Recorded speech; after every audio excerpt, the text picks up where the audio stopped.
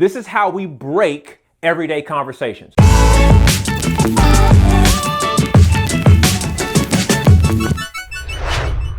Hey, it's Alze Calhoun with Coveted Consultant, and today I'm reflecting on a story that I think will be beneficial to you. The moral of the story is this is how we break everyday conversations. We screw it up as the expert. We make the mistake as the expert. So here's an example.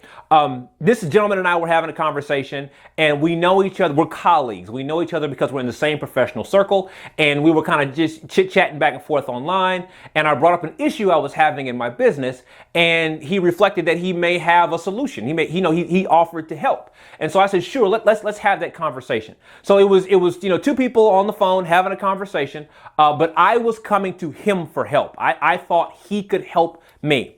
And so here's how the conversation unfolded. So we began with everyday pleasantries, right? How are you? How's the day? How are your kids? How's the weekend? Everyday pleasantries, right? Totally appropriate. Then he asks a question. He says, Alze,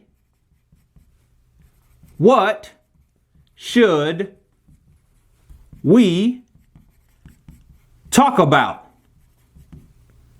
today? Okay? Now, here's what's important before I go a little deeper here.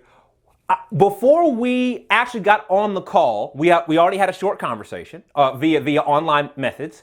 And before we actually had our live call, I sent him some information.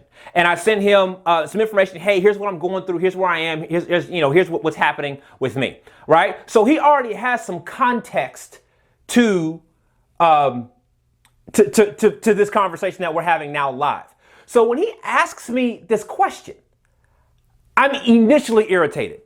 Immediately. I'm thinking to myself, did you watch what I sent you? Did you read what I sent you? Did you process what I sent you? Because you already know what we're talking about today. So what this does is it puts the onus back on me to frame the conversation now. Now, because remember, I'm coming to him for help. So now I got to find the best way to articulate this problem that I'm having that I'm not quite sure how to express, because right now I'm the guy that's in trouble, right? But I do my best. And so I express, here's what I'm dealing with. 1, 2, 3. Okay? So I answer this. Then he begins to go through a series of points. He begins to tell me about what he was going to tell me anyway, right? Because he did look at the information, but he'd already kind of figured out what he was going to tell me anyway, right? So he started to explain to me some things. He said, hey, Alze, you should do these things. You should do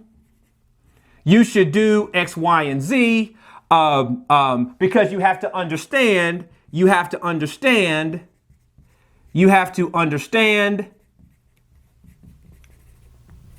A, B, and C.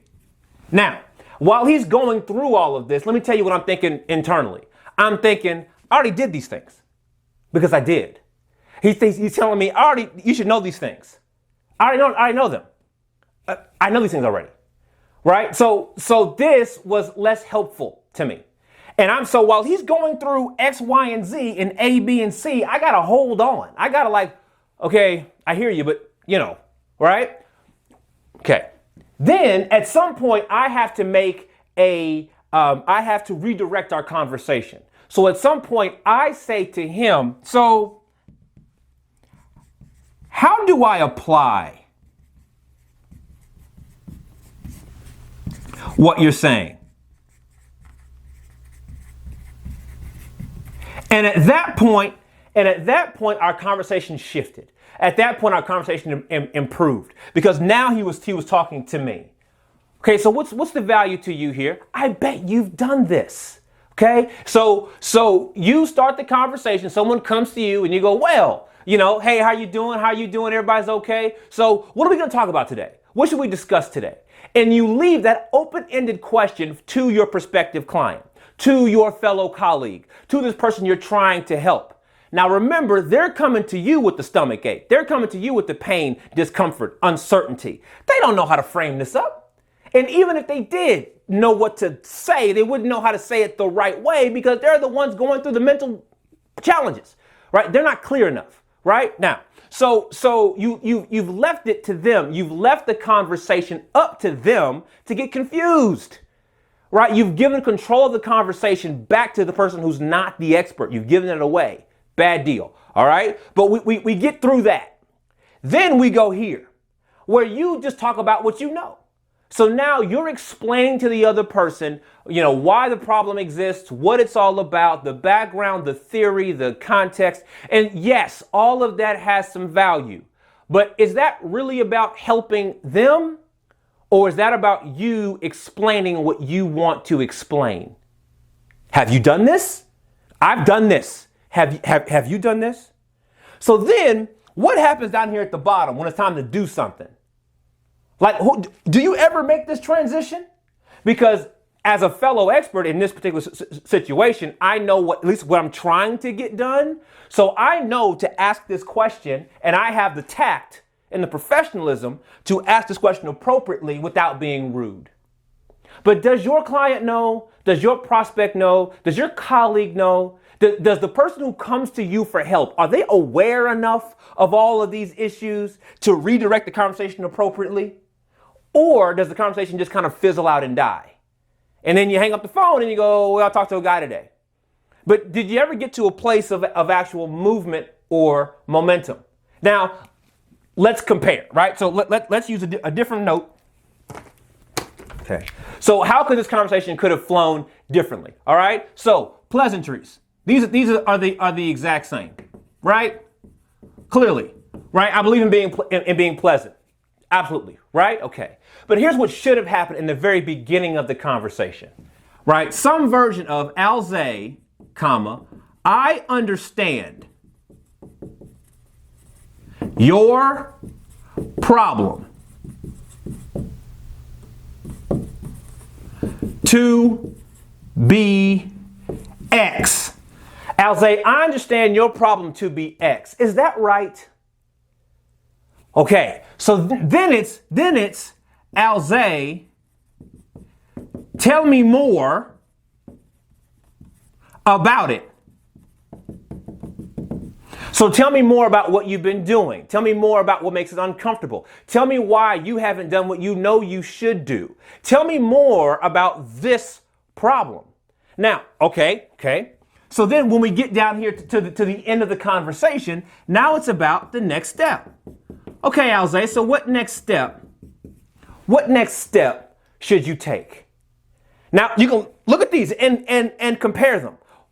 Here's what I would say to you is the difference between these two things. When you begin the conversation this way, there's two crucial things that have happened. One is obvious, one is less obvious. The obvious thing you've done is you've given the conversation immediate agenda. You have as the expert. Hey, I understand that we're here today to talk about blank. Is that true? Your job is to focus the conversation. That is your job as the leader in the room. That's the obvious part. Here's the unobvious part. What you communicate to me when you say this to me is, Alze, I've reviewed what you've shown me. I have a sense of where you're coming from. And so I want to make sure that before we go too far too fast, that we're going in the right direction. Alze, I acknowledge your situation. I understand your situation. Alze, I was listening, paying attention, watching, reading you. Both of those things are mandatory, because now that I know that you paid attention to me, I'm now more likely to pay attention to you. You've leaned in, now I can lean in. That's what happens here. Really silent. No one talks about it. That's something we practice a lot. But that simple statement does two things. And those two things combined greatly speed up the conversation. So now I'm more forthcoming with what I have to say, what's going on, yada, yada, yada, yada. You get a whole lot more detail from me. So then when we power through this, we get to the end. Now we have a better sense of what to do. Will the whole thing be solved in one conversation? Probably not. Probably not. But the insight here is very different from the insight here. Because this took a whole 15 minutes. It took 15 minutes before I was able to redirect this conversation. Over here, in 15 minutes, we're talking about next steps. Which consultant would you like to be? How would you like to be seen? The point here, the bottom line here is you have to design this conversation. That colleague of mine, smart gentleman, we're not talking about who's smarter than who. What happened here is that he under-designed the conversation in black. He didn't design it well enough. And I'm arguing that you should be designing your conversations differently. As consultants, we have all kinds of conversations, but it's your job to be the most prepared person in that room, get the information you need, and drive that conversation from the very beginning. That's where your premium is.